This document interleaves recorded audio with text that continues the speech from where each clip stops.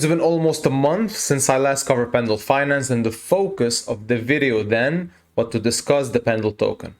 Distribution, price action, where it could be heading next, because remember, every time we discuss a DeFi token, we have to look at the overall metrics of the underlying platform, because in most cases, they are highly correlated. Now, of course, there is manipulation, speculation, all of that, but the underlying proof is in the pudding. Apologies for the intrusion, I just want to slide in with a quick numerical update. So on the development side, right now I have posted a tweet, go check it out. It will show you the APR range for the past 69 days.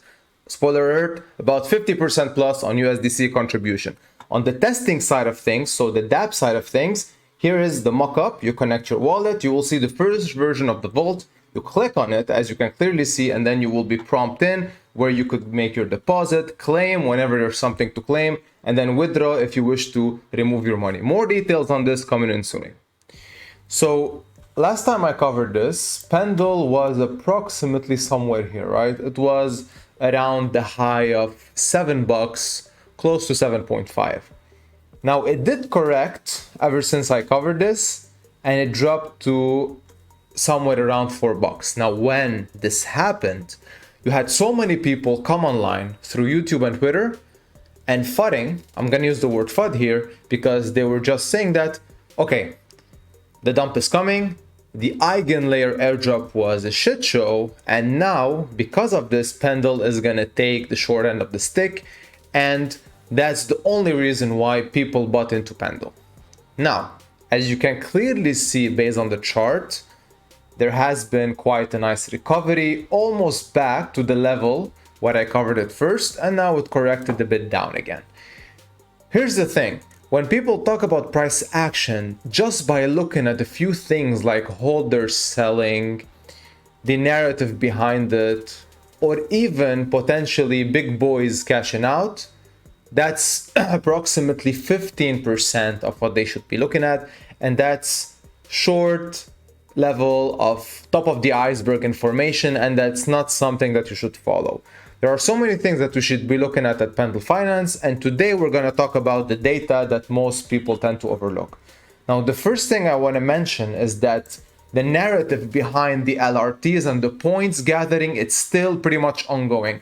If you go right now on the earn page, just filter by the blockchain, let's look at mainnet, you can clearly see all the options that you can use to basically put in your ETH to work to earn points, and on top some yield to boot. All right, there are so many options right here that you can leverage. We're talking about LRTs, LSTs, stables, even liquidity, because if you flip to trade, this is where the split between yield token and principal token happens, and this is where you can basically make your strategy based on what's ongoing.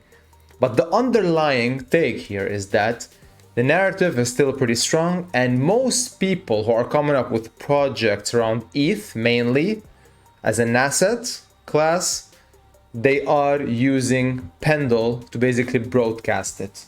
Again, to add to my point, the DeFi Llama TVL growth of Pendle indeed has dipped here when Eigenlayer unfortunately made their airdrop announcement, which, by the way, disappointed many people.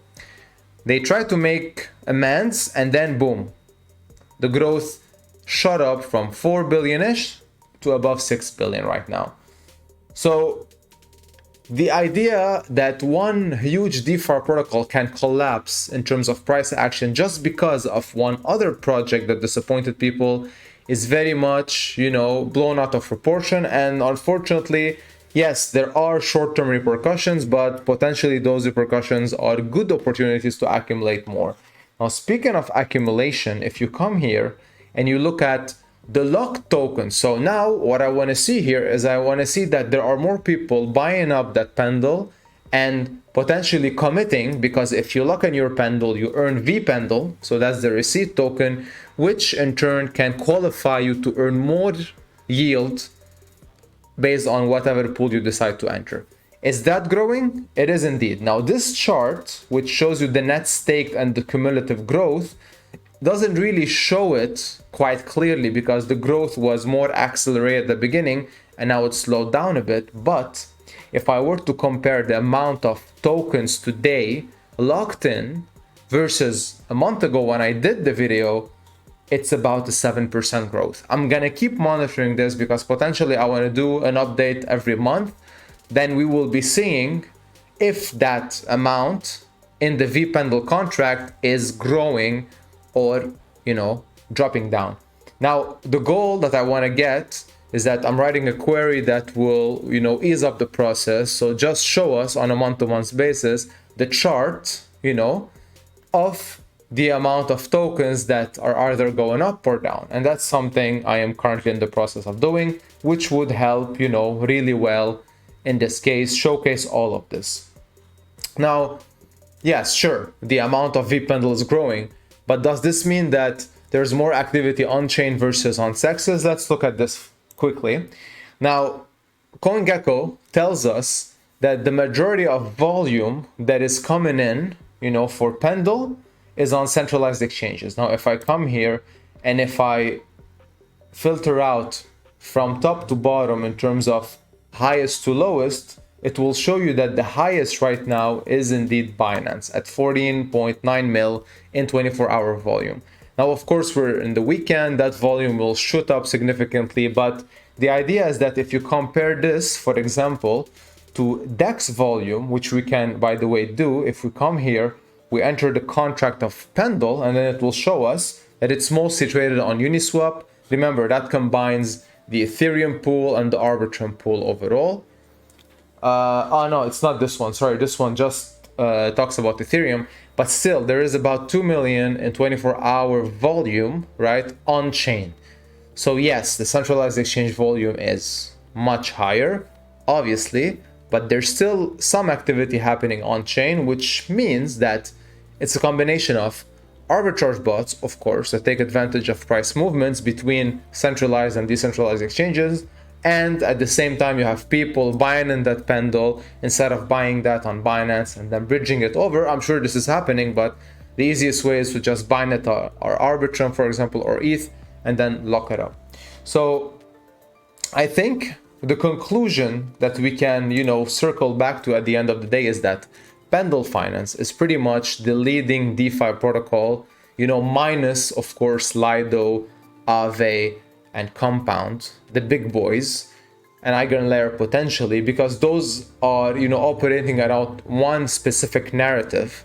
So basically they capture most of that, but Pendle is on many chains and has so much, you know, accumulation in terms of projects that are building on the other chains, mainly mainnet, coming in and taking advantage of this.